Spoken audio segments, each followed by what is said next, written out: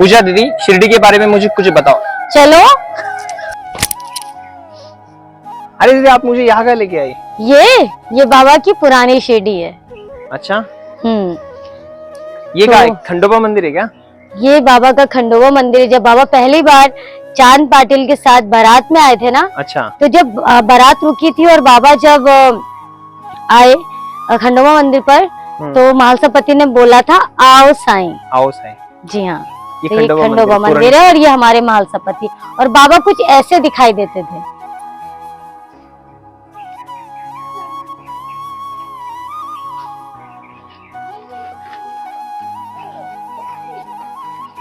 उस समय का जीवन शैली कुछ ऐसे रहता था। कैसे? बहुत खूबसूरत।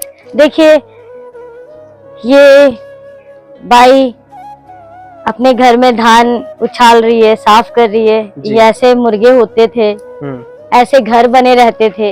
ये रामदासी जी उस समय भजन कीर्तन। अच्छा। कितना खूबसूरत माहौल है। और ये उपले देख रहे हो? ये क्या था? ये उस तरह जो चूल्हे पे लोग खाना बनाते थे। बाजरे की रोटी की तरह लग रहा है मुझे। नहीं नहीं, ये गोबर है, उपले। इससे कंडे बनते हैं। ये चूल्हे पे ना फिर चूल्हा जला के इस पे खाना बनाया जाता है, जैसे गौरी कहा जाता है मराठी। हाँ जी। गौरी, हाँ जी। और ये देखिए लकड़ी काट रहे हैं। और इस समय आप देख रहे हैं हमारी चावड़ी कुछ इस तरह हुआ करती थी। अच्छा, चावड़ी। जी हाँ, ये चावड़ी आप देख रहे हैं।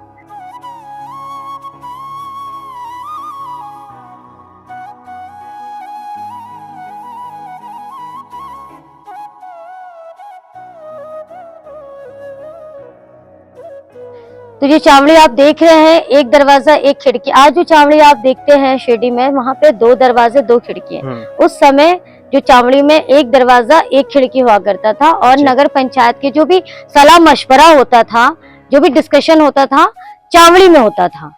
तो चावड़ी में बाबा को जो गांव वाले थे, उन्होंने चावड़ी को बाबा को भेंट कर दी। हाँ, एक दिन बहुत ज्यादा वर्षा हो रही थी और वहाँ पे बहुत ज्यादा पानी वानी था। तो गांव वालों ने बोला कि आप चावड़ी में विश्राम करें।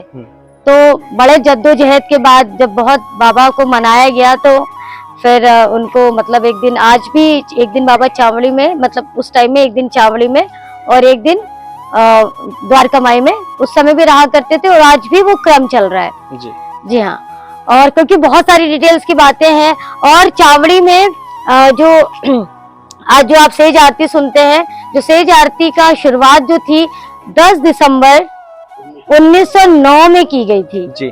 तो ये आरती, सेज आरती तब से आज तक चली आ रही है। जैसे कि आप देख रहे हैं कि बाई जो है बाबा को प्रिय, उनको अपना जो है बेटा मानती थी, तो वो अपने हाथों से खाना खिलाती थी। उस समय क्या होता था कि बाबा जो है भटकते रहते थे गांव गांव, जंगल जंगल। तो ये ना रोज बैजाबाई रोज उनको खाना लेके ढूंढती रहती थी कि बाबा कहाँ मिल जाए, उनको कहाँ खिला दे। तो एक दिन बाबा ने तय किया कि अब वो बैठ के द्वारका माई में जो है अब उनके हाथों से खाना खाया करेंगे। और ऐसे बाबा गांव गांव, जंगल जंगल विजय घुमा करते थे। तो अब देखिए बाबा प्यार से, प्रेम से बैजाबाई उनको खिला रही है। उस समय की ये जीवन शैली थी। आज से जब बाबा अपने, जब 100 साल पहले की बात है।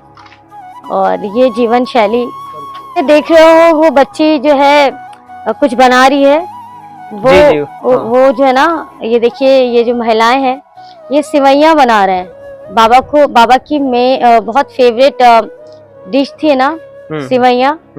तो ये बाबा के लिए सिवैयां बना रही हैं। आप देख सकते हैं। आगे बढ़ेंगे हम, तो ये काशी, ये भाऊ महाराज कुम्हार जी हैं जी। आप देख पा रहे हो यहाँ की जीवन शैली। तो बाबा उस समय लेडी बाग, मतलब पूरा बंजर था। तो बाबा रोज, ये जो ना, बाबा को रोज एक घड़ा, कच्चा घड़ा देते थे जी। हाँ, तो बाबा 3 साल लगे थे बाबा को लेडी बाग को बनाने में, मतलब फूल पौधे उगने में। तो ये ना बहुत मेन जो है साईं भक्त है। देखिए बाबा का ये जो पुराना शेड है, कुछ इस तरह, इतना खूबसूरत, एकदम देसी माहौल है ना। और ये अगर आप यहाँ पर आगे जाएंगे तो यहाँ पर एक थीम है कि यहाँ पर जब चैप्टर नंबर 1 है ना, चैप्टर नंबर 1 में हाँ जी। जब प्लेग फैला हुआ था, हम्म। तो बाबा को पहले से पता था जी। कि शिरडी में बहुत पूरी दुनिया में उस समय कहर था प्लेग का, हैजा की बीमारी, हैजा की हाँ, बीमारी। हाँ। हाँ, तो हैजा की बीमारी फैली हुई थी, तो बाबा ने गेहूं पीसना शुरू किया, आरंभ और कर दिया था बाबा ने। हाँ, आरंभ कर दिया था, और कुछ औरतों से के साथ पिसवा के, और जो शिरडी की जो बाउंड्रीज है, सीमाएं, हाँ। तो वहां पर आप देख सकते हैं कि ये वो सीमाओं पर ये गेहूं, पिसा हुआ गेहूं डाल रहे हैं, ताकि हैजा यहाँ वहां तक की ना फैले। जी जी। ठीक है, फिर आप आ जाए यहाँ पर, ये जैसे कि आप देख रहे हैं, ये गुरु स्थान है जी, गुरु स्थान है। ये 4 दिए जल रहे हैं ना, जिसका मैंने पहले भी जिक्र किया हुआ है। तो ये बाबा का गुरु स्थान, जहाँ पे बाबा 16 साल की ये तो आयु में आए थे। शिरडी में भी है ना? हाँ, इसका वर्णन है। देखिए, बाबा बाल अवस्था में जब गुरु स्थान पे बैठ के तप किया करते थे ये बाबा जी। तो बाबा मतलब बाल अवस्था में ऐसे दिखते थे? बाबा बाल अवस्था में ऐसे, हाँ, माला वगैरह पहनते थे? हाँ जी, अब जी ऐसे दिखते थे। ठीक है, साईं राम। तो अब आगे बढ़ेंगे, और देखिए बाबा भिक्षा कैसे मांगते थे। तो ये उस समय कितना खूबसूरत माहौल रहा होगा। देखिए, बाबा भिक्षा झोली ऐसे मांगते थे। बाबा लक्ष्मीबाई शिंदे के घर, श्यामा जी के घर, मालसापति जी के घर, बाया जी के घर जाके भिक्षा मांगते थे। तो बहुत सुंदर सा देखिए। और वो मांगी हुई भिक्षा को बाबा क्या करते थे? मांगी हुई भिक्षा को बाबा कुत्तों में, पक्षियों में बैठ के साथ में खाते थे। भिक्षा जोड़ी। हाँ, ये काशीराम शिल्पी, जो कि बाबा के जब बाबा आए थे शिरडी में, तो काशीराम जी, साई सच्चरित्र में इसका जिक्र किया गया है कि बाबा जिक्र है साईचरित्र में। बाया जी शिरडी में आए थे तो और काशीराम जी और मालसापति जी बाबा से सर्वप्रथम जो है भक्तों में से एक है। और बाबा ने सबसे पहले चमत्कार कौन से किया था, आपको पता है? जी, मेरे याद नहीं आ रहा मुझे, लेकिन किया था कोई ना कोई चमत्कार। सबसे पहले किसके साथ चमत्कार किया था? बिल्कुल बाबा ने किया था। हाँ। औरंगाबाद के एक चांद पाटिल के साथ। जी हाँ, जहाँ पर बाबा ने पानी से सिंदोन बिंदोन एक जंगल है वहाँ पे, सिंदोन बिंदोन करके बाबा, वहाँ पर एक जंगल है, वहाँ पर बाबा को देखा गया था एक आम के वृक्ष के नीचे, और चांद पाटिल की घोड़ी खो गई थी, बिजली। हाँ जी। तो वो कहने लगे, बाबा कहने लगे तुम कहाँ जा रहे हो? उसने कहा कि मैं अपनी घोड़ी ढूंढने जा रहा हूँ। तो बाबा ने कहा क्यों इतना परेशान हो रहे हो? तुम्हारी घोड़ी तो ये पेड़ों के पीछे जाके देख लो, नदी नाले के पास जो है ना वो चल रही है जी। जब उसने देखा कि हरे घोड़ी तो उसको मिल गई, जबकि वो 2 महीने पहले से ढूंढ रहा था, नहीं मिल रही थी। तो ये आप देख रहे हैं, बाबा इस तरह से भोजन अपने द्वारका माई में खिलाते थे सबको। तो फिर वो सिंदोन बिंदोन जो जंगल था, वहां पर बाबा ने सबसे पहला चमत्कार किया है, धूपखेड़ा गांव। और वहां पर आज भी चिन्ह पाए गए हैं कि वहां पर जो बाबा ने सटका मारा था चिलम जलाने के लिए, पानी निकालने के लिए, आग जलाने के लिए, वो आज भी वहां पर धाराएं शायद बहती हैं। सिंदोन बिंदोन एक जंगल, नाम याद रख लीजिए। और जब ये वही कुम्हार लोग थे, जब बाबा ने दिए जलाने के लिए दीपावली में तेल मांगा था, तो इन्होंने दिए नहीं थे। ये वही ये है दुकानदार, देख लो भैया जी। तभी तो मुझे को ताव दे रहे हो। गर्व करते थे, घमंड करते थे। हाँ, कि हमारा तेल, फ्री का तेल नहीं मिलता हमारे पास। और वो बिटिया को आप देख रहे हैं, वो छिपरी थी, वो छिपरी। हाँ, साई चरित्र में इसका वर्णन है कि वो दिए जलाने के लिए उसको बड़ी मन था, और बाबा को दिए जलाने का बहुत ही शौक था। शौक मीन्स उनको बहुत अच्छा लगता था, पर इन लोगों ने दिए नहीं दिए। जब बाबा ने पूरी रात पानी से जब दिए जलाए, जी, पानी से दिए जलाए, उसमें कुछ तेल था उनके टरमेल में, और कुछ पानी उन्होंने कुल्ला करके पानी मुंह में डाल के उसको उगल के जब दिए जलाए, पूरी रात भर वो दिए जले, तब इन लोगों को, गांव वालों को एहसास हुआ कि हाँ भैया, ये कोई जानी माने भगवान, कोई हस्ती है कि वाकई इनमें शक्ति है। जी। तो उसके बाद हम आ जाते हैं यहाँ पर आप देख रहे हैं किस तरह से ये यहाँ पर लोगों का गांव में न्याय करते थे। जब कोई भी घटनाएं होती थी, समस्याएं आती थी, तो इस तरह से ग्राम पंचायत था कट्टा। तो हम आ जाते हैं यहाँ पर। शायद ये वही कुआं है जो लेंडी बाग में स्थित है। जी हाँ, ये वही कुआं है जी। कहते हैं कि वहाँ का पानी बहुत खारा हुआ करता था, बहुत परेशानी थी उस टाइम में। तो बाबा ने वहाँ पर फूल डाले थे, उसके बाद ये जो कुआं का पानी जो है मीठा हो गया जी। मीठा हो गया था जी हाँ, सूखा पड़ गया था ना गांव में हाँ। तब बाबा ने फूल डाल के उनको मीठा भी और वहाँ से वो भी लाए थे बाबा ने।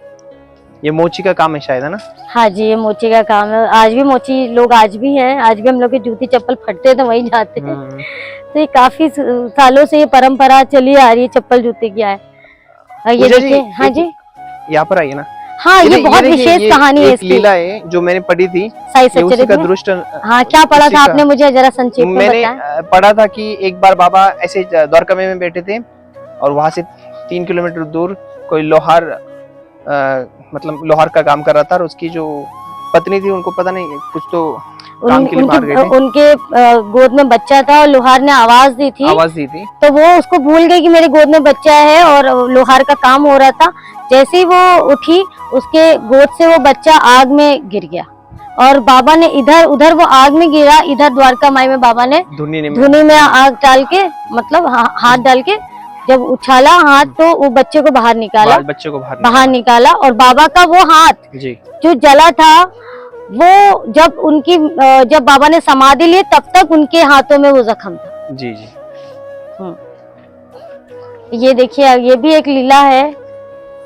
ये भी एक लीला है बाबा। इसके बारे में भी आपको पता होगा जी, बताएं। जब एक भक्त को सांप ने काट लिया था और बाबा उपचार भी बाबा ने किया और साई सच्चरित में इसका भी वर्णन किया गया है और वो बहुत बाबा कहते चिल्ला रहे थे, उतर नीचे उतर नीचे उतर। जी जी। आपने साई सच्चरित में ये पाठ पढ़ा होगा, देखा मैंने। हाँ, सुना भी ये हाँ, ये जो है बाबा इस तरह से उपचार भी करते थे जी।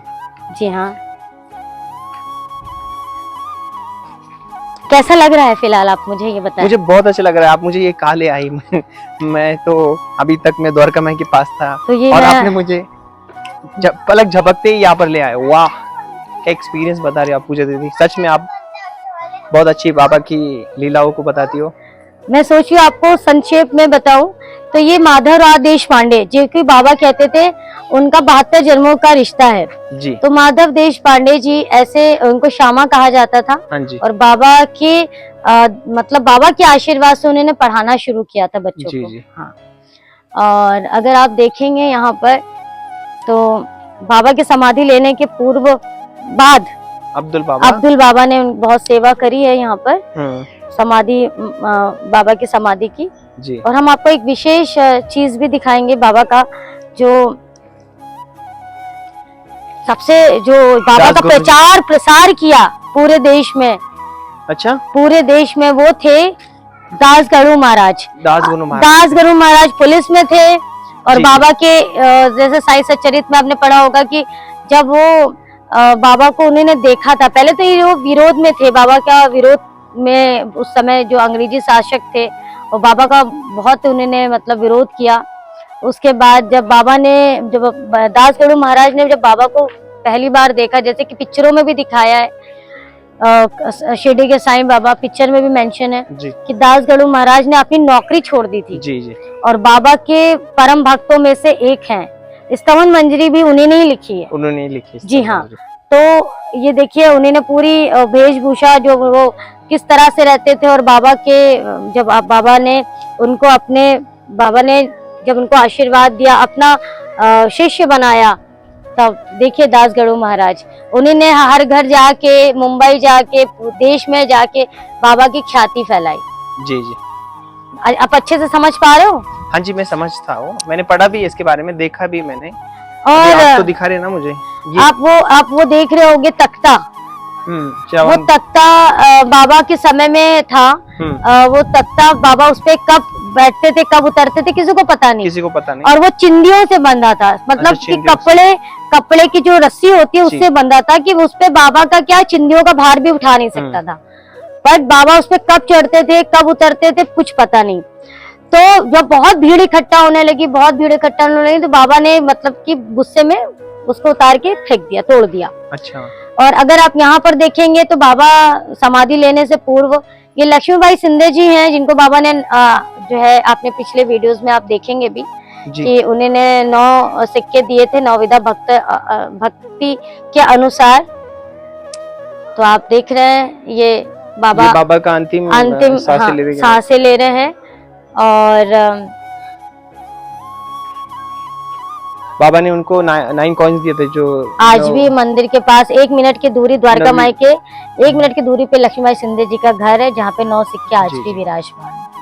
तो आगे हम आपको दिखाएंगे और भी बहुत सारी चीजें हैं। कैसा लग रहा है आपको? बहुत आनंद आ रहा है? मुझे बहुत आनंद आ रहा है। ओके। कि मरने से पहले मैं तो यहाँ तो आया। ये जन्नत है, ये तो जन्नत है।